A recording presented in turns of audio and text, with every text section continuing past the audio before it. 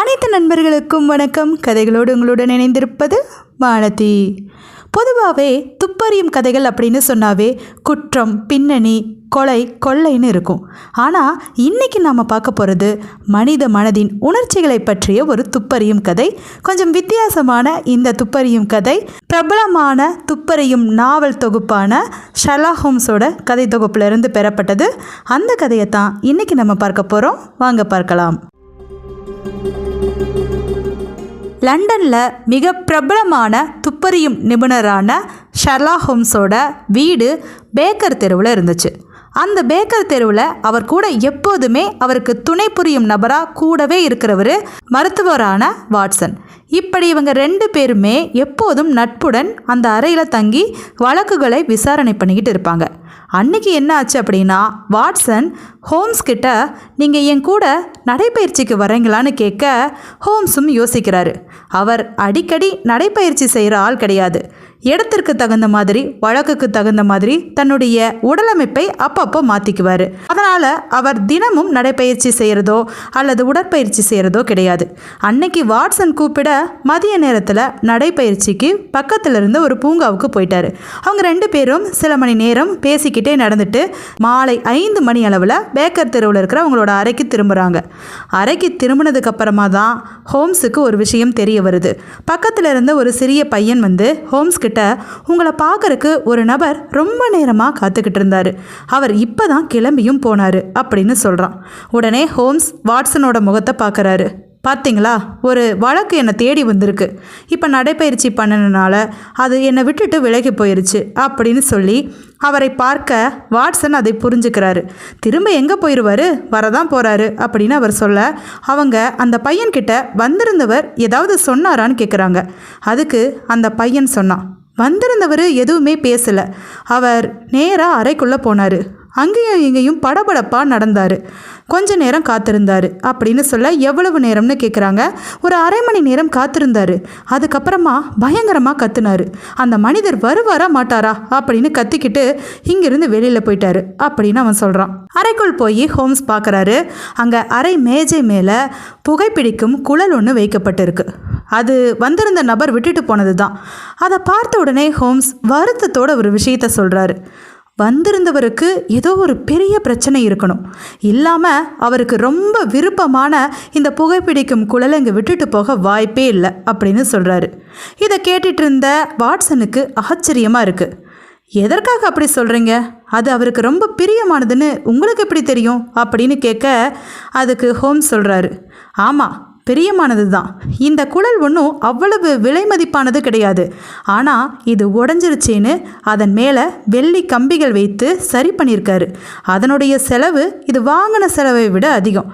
பிடிச்சிருக்கங்காட்டி தானே அதை இவ்வளவு சரி பண்ணி பாதுகாப்பாக அவர் வச்சிருக்கிறாரு அப்படின்னு ஹோம்ஸ் சொல்கிறத கேட்ட வாட்சன், ஆமாம்மா, நீங்கள் சொல்கிறது சரிதான் அப்படின்னு தலையாட்டுறாரு. அது மட்டும் இல்லாமல் அவர் இன்னொரு விஷயத்தையும் சொன்னார். இந்த புகைப்பிடிக்கும் குழலை வச்சிருக்கிறவர் எப்படிப்பட்டவர் அப்படின்னு. வந்திருந்தவர் மிக பலசாலியான ஆளாக இருக்கணும், இடது கை பழக்கம் உள்ளவராக இருக்கணும், அது மட்டும் இல்லாமல் அவருடைய பற்கள் ரொம்ப பலமானதாக இருந்திருக்கணும் அப்படின்னு சொல்கிறாரு. அதோடு சேர்த்து அந்தவர் பெரிய செல்வந்தராகவும் இருந்திருக்கணும் அப்படின்னு சொல்கிறதெல்லாம் கேட்டு வாட்சனுக்கு தலை சுற்றி போச்சு. ஒரு வெறும் புகைப்பிடிக்கும் குழலை வச்சு இவ்வளவு விஷயங்களை சொல்ல முடியுமா, அதெல்லாம் எப்படி சாத்தியம் அப்படின்னு கேட்குறாரு. அப்போ ஹோம்ஸ் சிரித்தபடியே சொல்கிறாரு, இதுக்கு பெருசாக ஒன்றும் யோசிக்க தேவையில்லை, சாதாரணமாக இந்த குழலை நல்லா கவனித்து பார்த்தாவே போதும். இங்கே பாருங்கள், இந்த புகைப்பிடிக்கும் குழலில் இடது பக்கமாக அவர் கையில் பிடிச்சி வலது பக்கத்தில் தீயை பற்ற வச்சுருக்கணும். ஏன்னா அந்த வலது பக்கம் மட்டும் கருகி போயிருக்கு பாருங்க, அதை வைத்து தான் சொன்னேன். அந்த புகைப்பிடிக்கும் குழல் முனைப்பகுதியில் உடைஞ்சு போயிருக்கு, அவரோட பற்களால் கடிக்கப்பட்டு, அதனால் அதை உடைக்கும் அளவுக்கு அவரோட பற்கள் ரொம்ப பலமானதாக இருந்திருக்கணும். அத்தோடு இதில் பயன்படுத்தியிருக்கிற புகையிலையை வச்சு சொல்கிறேன், இது ரொம்பவே விலை மதிப்பான புகையிலை. சாதாரண புகையிலை குறைந்த விலைக்கே கிடைக்கும்போது இவ்வளவு விலை மதிப்பான புகையிலையை பயன்படுத்துகிறாரு அப்படின்னா அவர் செல்வந்தராக தான் இருக்கணும். இதையெல்லாம் வச்சு தான் அவரை பற்றி நான் சொன்னேன் அப்படின்னு சொல்ல வாட்சனுக்கு இப்போ எல்லாமே தெளிவாக புரிஞ்சிருச்சு. அவரோட கவனிப்பு தான் இது எல்லாவற்றையும் கண்டுபிடிக்க காரணமானதுன்னு தெரிஞ்சுக்கிட்ட அவர் ஹோம்ஸை பாராட்டுறாரு. இப்போது ஹோம்ஸுக்கு அந்த மனிதன் யாருன்னு தெரிஞ்சுக்கணும் அப்படிங்கிற ஒரு உணர்ச்சி வேகத்தில் யாராக இருக்கும் அப்படின்னு வாட்சனை பார்த்து கேட்டுட்டு இருக்கும்போதே அங்கே மாடிப்படியில் யாரோ ஏறி வரும் சத்தம் கேட்குது. அப்போ வாட்சன் சொல்கிறாரு, தோ உங்களோட வழக்கு சம்மந்தமான ஆள் வந்துட்டு இருக்காருன்னு நினைக்கிறேன் அப்படின்னு சொல்ல ஹோம்ஸ் ஆர்வமடைகிறாரு. அப்படி அந்த அறைக்கு உள்ள நுழைஞ்ச ஒரு மனிதன் வாலிபனாக இருந்தான். அவன் வேகமாக உள்ள நுழைஞ்சிட்டான். கதவை தட்டக்கூட இல்லை. வந்தவன் அவங்க கிட்ட மன்னிப்பு கேட்டான். எனக்கு ரொம்ப அவசரம், அதனால தான் கதவை தட்டாமல் கூட வந்துட்டேன் அப்படின்னு படபடப்பாக நின்னான். வந்து நின்ன உடனே அவனை பொறுமையாக இருக்க சொன்னார் ஹோம்ஸ். உங்களோட பேர் அப்படின்னு சொல்லி அவரோட பேர் ஜாக் அப்படிங்கிறத சொன்னார். அவனுக்கு ஆச்சரியமாக போயிடுச்சு. என்னோட பேர் உங்களுக்கு எப்படி தெரியும் அப்படின்னு கேட்க, உங்களோட தொப்பியோட உட்புறத்தில் அந்த பேர் எழுதியிருக்கு, அதனால் அதுதான் உங்கள் பேராக இருக்கணும்னு கணிச்சேன் அப்படிங்க அவனுக்கு ஒரு நம்பிக்கை பிறந்துருச்சு. அந்த வாலிபன் படபடப்பாக ஹோம்ஸோட கையை பிடிச்சிக்கிட்டு நீங்கள் தான் எனக்கு உதவி செய்யணும் அப்படின்னு நின்னான். உடனே ஹோம்ஸ் அவரை ஆறுதல் படுத்தி என்ன பிரச்சனைன்னு சொல்லுங்க அப்படின்னு சொல்ல, இந்த அறையில் நான் அந்த விஷயத்தை சொல்லலாமான்னு தெரியல, ஏன்னா இது என்னோட மனைவி சம்மந்தப்பட்டது, அவளோட நடவடிக்கைகள் சம்மந்தப்பட்டது, அதனால தான் கொஞ்சம் தயங்குறேன் அப்படின்னு சொல்ல வாட்சன் முன்னுக்கு வராரு. இந்த அறையில் பலவிதமான ரகசியங்கள் பேசப்பட்டிருக்கு, பலவிதமான மர்மங்கள் விளக்கப்பட்டிருக்கு, அதனால் நீங்கள் தைரியமாக எங்ககிட்ட உங்களோட மனைவியின் நடவடிக்கைகளை சொல்லலாம், நாங்கள் நிச்சயமாக உங்களுக்கு உதவி செய்வோம் அப்படின்னு உறுதியளிக்கிறாரு. உடனே அந்த மனிதன் என்ன நடந்துச்சுன்னு சொல்ல ஆரம்பிக்கிறான். நான் மிகப்பெரிய செல்வந்தராக இருக்கிறேன். நான் ஒரு விதவை பெண்ணை திருமணம் பண்ணிக்கிட்டேன். அந்த பெண் அமெரிக்காவிலிருந்து லண்டனுக்கு வந்திருந்தா. அப்படிப்பட்ட நிலையில் அவளுக்கு ஒரு கணவனும் ஒரு மகளும் இருந்தாங்களாம். அவங்க நோய்வாய்ப்பட்டு இறந்து போயிட்டனால அவள் தன்னந்தனியாக இங்கே லண்டனுக்கு வந்திருக்கா. அவளை பார்த்ததுமே அவளை எனக்கு பிடிச்சிருச்சு. அதுக்கப்புறம் 2 பேரும் சேர்ந்து திருமணம் பண்ணிக்கிட்டோம். 3 ஆண்டுகளாக எங்களோட வாழ்க்கை ரொம்பவே நல்லா போயிட்டுருக்கு. ஆனால் இப்போ தான் கொஞ்ச நாளாக பிரச்சனை ஏற்பட்டுருச்சு அப்படின்னு சொல்கிறாரு. ஹோம்ஸும் வாட்சனும் பொறுமையாக அதை கேட்டுட்டு இருந்தாங்க. என்ன பிரச்சனை அப்படின்னு ஹோம்ஸ் கேட்குறாரு. அவளோட நடவடிக்கைகள் போன திங்கக்கிழமையிலிருந்து ரொம்ப வினோதமாக இருக்குது. எங்கள் வீட்டுக்கு முன்னாடி ரொம்ப நாளாக ஒரு கட்டிடம் காலியாகவே கிடந்துச்சு. அந்த கட்டிடத்தில் கொஞ்ச நாளைக்கு முன்னாடி சில பேர் குடி வந்தாங்க. அதுக்கப்புறமா தான் எங்கள் வீட்டில் பிரச்சனை தொடங்குச்சு. போன திங்கக்கிழமையிலிருந்து தான் என்னோடய மனைவியின் செயல்பாடுகள் நான் கவனிக்க வினோதமாகவே இருக்குது. அதுக்கான பதிலையும் அவள் சொல்ல மாட்டேங்கிறா அப்படின்னு சொல்லிட்டு நடந்ததை எல்லாமே சொல்ல ஆரம்பித்தார். அந்த பக்கத்தில் இருந்த கட்டிடத்தில் சில வினோதமான முகங்களை நான் பார்த்தேன். அங்கிருக்கும் மேல் மாடியில் ஒரு இடத்துல சிறிய மஞ்சள் நிற முகம் தெரிஞ்சிச்சு. தூரத்திலிருந்து பார்க்கும்போது அது எனக்கு வினோதமாக இருந்துச்சு. அவ்வளவு மஞ்சளான எந்த ஒரு உணர்ச்சியும் இல்லாத ஒரு முகத்தை அங்கே நான் பார்த்தேன். அதை பார்த்து பயந்து போனேன். அதுக்கப்புறமா என் மனைவி கிட்ட வந்து கூட அங்கே யாரோ குடி வந்திருக்காங்க போல இருக்கு அப்படின்னு சொன்னேன். அதுக்கப்புறமா அங்கே போய் நம்ம யாருன்னு விசாரிக்கலான்னு சொல்லிட்டு நான் அந்த கட்டிடத்துக்கு போய் கதவை தட்டினேன். அங்கே கதவை திறந்தது ரொம்ப உயரமான மெல்லிய ஒரு பெண்மணி. கதவை திறந்ததும் நான் உங்கள் பக்கத்து வீட்டுக்காரர், ஏதாவது உதவி வேணுமான்னு கேட்டேன். ஆனால் அந்த பெண்ணோ எந்த உதவியும் தேவையில்லை அப்படின்னு முகத்தில் அறைந்தது போல் கதவை வேகமாக சாத்திட்டா. அதுக்கப்புறம் நம்ம இனி இந்த பக்கமே வரக்கூடாதுன்னு நினச்சிட்டு வந்துட்டேன். அதற்கப்புறமா தான் அன்று இரவிலிருந்து வினோதம் ஆரம்பிச்சிச்சு. நான் தூங்கிட்டு இருக்கிறேன்னு நினச்ச என்னுடைய மனைவி அன்னைக்கு இரவு எழுந்து கிளம்ப ஆரம்பித்தா. ஆனால் எனக்கு தூக்கமே வரல. அரை தூக்கத்தில் முழிச்சுக்கிட்டு தான் இருந்தேன்.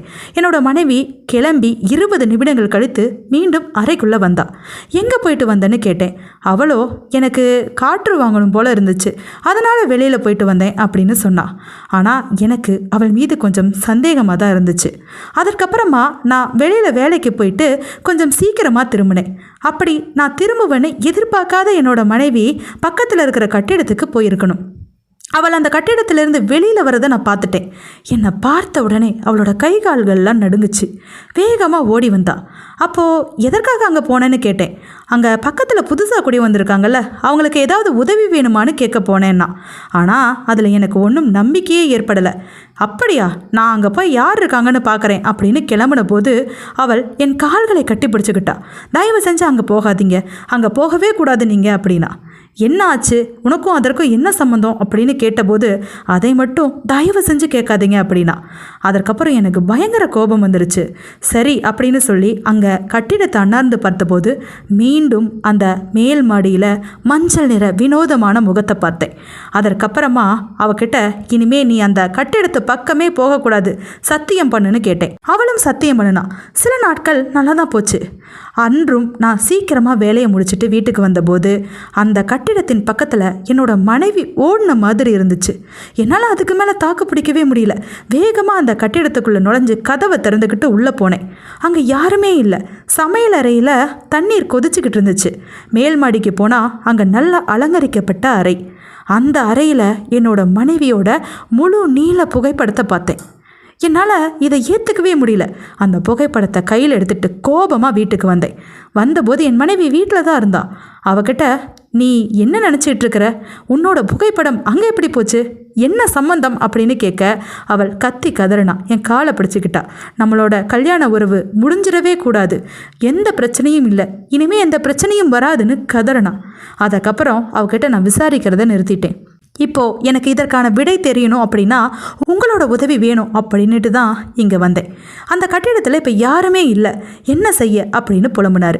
இதையெல்லாம் கேட்டுட்டு இருந்த ஹோம்ஸ், சரி எனக்கு ஒரே ஒரு சந்தேகம், உங்களோட மனைவி அவரோட முன்னாள் கணவரும் குழந்தையும் இறந்துட்டாங்கன்னு சொன்னாங்கல்ல, அதை எப்படி நீங்கள் நம்பினீங்க அப்படின்னு சொல்ல அவகிட்ட இறப்பு சான்றிதழ் இருந்துச்சு, அதை வச்சு தான் நம்பினேன் அப்படின்னு அவர் சொல்கிறாரு.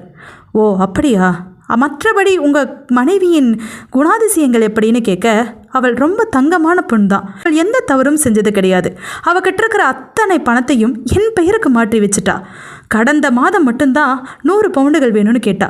எதற்குன்னு கேட்க எனக்கு சில செலவுகள் இருக்குது, அதை பற்றி கேட்காதீங்கன்னா.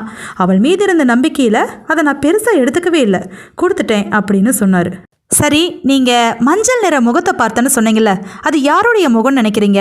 ஒருவேளை உங்கள் மனைவியோட முன்னாள் கணவரின் முகமாக இருக்குமோ, அப்படி ஒரு சந்தேகம் உங்களுக்கு இருக்கா அப்படின்னு கேட்க அவரோ, நான் அதை தூரத்தில் இருந்து தான் பார்த்தேன், மஞ்சள் நிற முகம் உணர்ச்சியற்ற முகம்தான் தெரியுதே தவிர அது ஆணுடையதா பெண்ணுடையதா யாருடையதுன்னு எனக்கு புரிஞ்சு கொள்ளவே முடியல.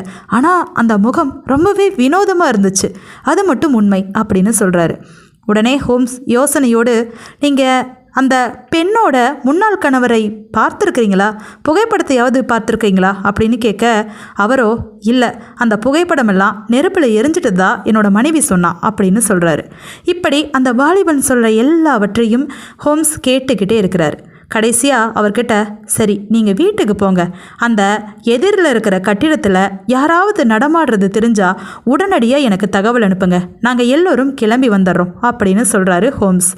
சரின்னு சொல்லிட்டு அந்த வாலிபன் அங்கிருந்து நன்றி சொல்லி விடை பெற்றுட்டு கிளம்பி போகிறான். அவன் போனதுக்கப்புறமா ஹோம்ஸும் வாட்சனும் அந்த வழக்கை பற்றி யோசனையை தொடங்குறாங்க. 2 பேரும் விவாதம் பண்ணிக்கிறாங்க. என்ன நடந்திருக்கும், ஒருவேளை அந்த பெண்ணோட முன்னாள் கணவனாக இருக்குமோ அப்படின்னு ஹோம்ஸ் சொல்கிறாரு. ஹோம்ஸ் அப்போது நம்பிக்கையோட தீர்மானமான ஒரு கோட்பாட்டை உருவாக்கிட்டார். அந்த பெண்ணை யாரோ மிரட்டுறாங்க, அந்த கட்டிடத்துக்குள்ளே இருக்கிறவங்க. அவங்க நிச்சயமாக அவளோட முன்னாள் கணவனாக தான் இருக்கணும். அவன் அங்கே இருந்துக்கிட்டு அவளை மிரட்டுறான். 3 வருடங்களுக்கு முன்னால் அவளோட கணவன் நோய்வாய்ப்பட்டு இருக்கணும். அவனை அப்படியே விட்டுட்டு இந்த பெண் லண்டனுக்கு வந்து இங்கே ஒருத்தரை காதலித்து திருமணம் பண்ணியிருக்கணும். 3 ஆண்டுகளாக அவளை தேடிட்டு இருந்தவன் லண்டனில் இருக்கான்னு தெரிஞ்சதுக்கப்புறமா இங்கே வந்து இந்த கட்டிடத்தில் தங்கியிருக்கணும். இங்கே இருந்துக்கிட்டு அந்த பெண்ணை பணம் கேட்டு மிரட்டியிருக்கலாம். அதுக்காக தான் அவள் 100 பவுண்டு கூட வாங்கியிருக்கணும் அப்படின்னு சொல்லி அனுமானம் பண்ணுறாரு அவர். அந்த அனுமானம் மிக சரியானதாக தான் இருக்கணும். ஏன்னா அதை தவிர அங்கே வேறு வாய்ப்பே கிடையாது. இவருக்கு பயம் காட்டணுங்கிறக்காக மஞ்சள் நிற முகமூடியை கூட அவங்க அணிஞ்சிட்டு இருந்திருக்கலாம் அப்படின்னெல்லாம் அவர் நினச்சதையெல்லாம் வாட்சன் கிட்ட சொல்கிறாரு. இப்படி அவங்க பேசிகிட்டு இருக்கிற நேரத்தில் அன்று இரவு அங்கே அந்த வாலிபன் கிட்ட இருந்து ஒரு தகவல் வருது. இங்கே கட்டிடத்தில் ஆட்கள் நடமாட்டம் இருக்குது, நீங்கள் உடனடியாக கிளம்பி வாங்க அப்படிங்க. ஹோம்ஸும் வாட்சனும் தொடர் வண்டியில் அந்த இடத்துக்கு போய் இறங்குறாங்க. அந்த இடத்துல அந்த கட்டிடமும் அந்த வீடும் வினோதமாக அவங்க கண்களுக்கு தெரியுது. அந்த நேரத்தில் அந்த பெண் தன்னோட கணவன் காலை பிடிச்சு கதறான். நம்ம வாழ்க்கை முடிஞ்சிரும், அங்கே போகாதீங்க ஜாக் அப்படின்னு கத்த அவனோ கேட்காம வேகமாக அந்த கட்டிடத்தை நோக்கி போகிறான். ஹோம்ஸும் வாட்சனும் அவன் பின்னாடியே போகிறாங்க. கட்டிடத்தை வேகமாக திறந்தான் அந்த வாலிபன். அங்கே கீழே யாருமே இல்லை. வேகமாக மாடிப்படி ஏறி மேலே போனான். அப்படி மாடிப்படி ஏறி மேலே போன போது ஹோம்ஸும் வாட்சனும் பின்தொடர்ந்து அந்த மாடிப்படி ஏறி போகிறாங்க. அங்கே போய் பார்த்தா அங்கே ஒரு மேஜை போடப்பட்டிருந்துச்சு. அந்த மேஜை மேலே சிவப்பு நிற ஆடையும் வெள்ளை நிற கையுறையும் போட்ட ஒரு பெண் குழந்தை இருந்துச்சு. அந்த பெண் குழந்தையோட முகம் சரியாகவே தெரியல. ஏன்னா மஞ்சள் நிற முகமூடி போடப்பட்டிருந்துச்சு. அந்த முகமூடியில் எந்த ஒரு உணர்ச்சியுமே இல்லை. அப்போது ஹோம்ஸ் வேகமாக போகிறாரு. அங்கே அந்த முகமூடியை கலற்றின போது ஒரு சிறிய பெண் குழந்தை அவரை பார்த்து சிரிக்குது.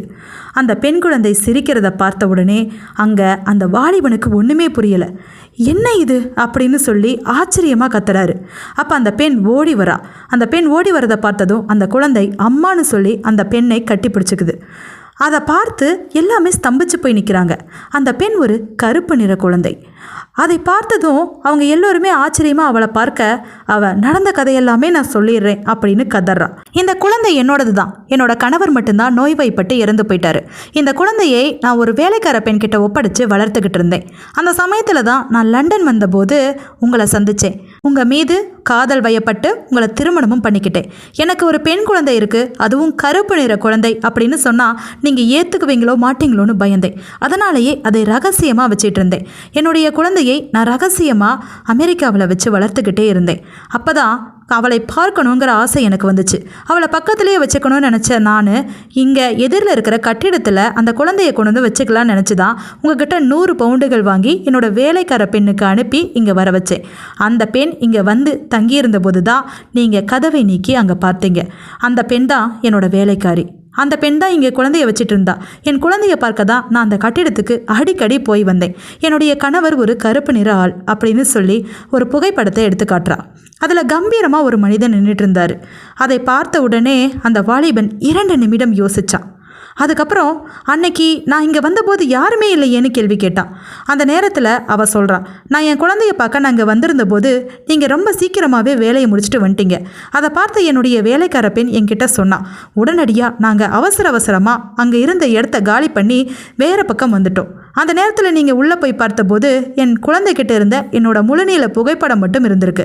அதை பார்த்துட்டு கூட நீங்கள் என்கிட்ட கேள்வி கேட்டீங்க அப்படின்னு சொல்ல அந்த வாலிபன் உணர்ச்சியற்று நின்றுட்டு இருந்தான். கொஞ்ச நேரம் யோசிச்சுக்கிட்டே இருந்தவன் வேகமாக வந்தான். அந்த குழந்தைய தூக்கிக்கிட்டான். அதுக்கப்புறம் தன்னோட மனைவியையும் கையில் பிடிச்சிக்கிட்டான். எந்த நேரத்துலையும் உன்னையும் இந்த குழந்தையையும் நான் கைவிட மாட்டேன், நீ எப்படி என்னை தப்பாக நினச்ச அப்படின்னு கேட்க அங்கே ஹோம்ஸும் வாட்சனும் கூட உருகி நின்றாங்க. இப்போது ஹோம்ஸோட கோட்பாடுகள் எல்லாமே தப்பாக போயிருச்சு. அவளோட கணவன் தான் இங்கே இருந்திருப்பாருன்னு அவர் நினச்சாரு. ஆனால் பார்த்தா அவளோட குழந்தைக்காக அவள் இந்த மாதிரி வேலையை செஞ்சுருக்கா. அந்த குழந்தை கருப்பு நிறன்னு தெரியக்கூடாதுங்கிறக்காக மஞ்சள் நிற முகமூடியை போட்டிருந்திருக்கா. இதெல்லாம் தெரியாமல் நம்ம என்னென்னவோ நினச்சிட்டோம் அப்படின்னு ஹோம்ஸ் நினைக்கிறாரு. ஹோம்ஸ் அது மட்டும் இல்லாமல் அந்த வாலிபனை பாராட்டவும் செய்கிறாரு. அந்த குழந்தையையும் அவளையும் ஏற்றுக்கிட்டு அவனை பாராட்டிட்டு அங்கிருந்து ரொம்ப உணர்ச்சி வசப்பட்டு கிளம்பினார் ஹோம்ஸ். அன்று இரவு படுக்கிறதுக்கு முன்னாடி வாட்சனை பார்த்து ஒரு விஷயத்த சொன்னார். வாட்சன், நான் என்னைக்காவது ரொம்ப அதிக அகந்தையோடு நடந்துக்கிட்டாலோ என்னோட திறமையை அதிகமாக நம்ப ஆரம்பித்தாலோ இந்த வழக்கை எனக்கு ஞாபகப்படுத்துங்க. நானும் தவறு செய்யக்கூடும் அப்படிங்கிறத நான் புரிஞ்சுக்குவேன் அப்படின்னு சொல்கிறாரு. நீ எல்லாம் அறிந்தவன் இல்லை, தவறுகளும் செய்யலாம் அப்படிங்கிறத இந்த வழக்கு எனக்கு நினைவுபடுத்தட்டும் அப்படின்னு ஹோம்ஸ் சொன்னார். ரொம்ப உணர்ச்சி பூர்வமான இந்த வழக்கை வாட்சனாலையும் ஹோம்ஸாலையும் என்றைக்குமே மறக்க முடியாது. மீண்டும் இது போல் ஒரு நல்ல வழக்கோடு சந்திப்போம். நன்றி.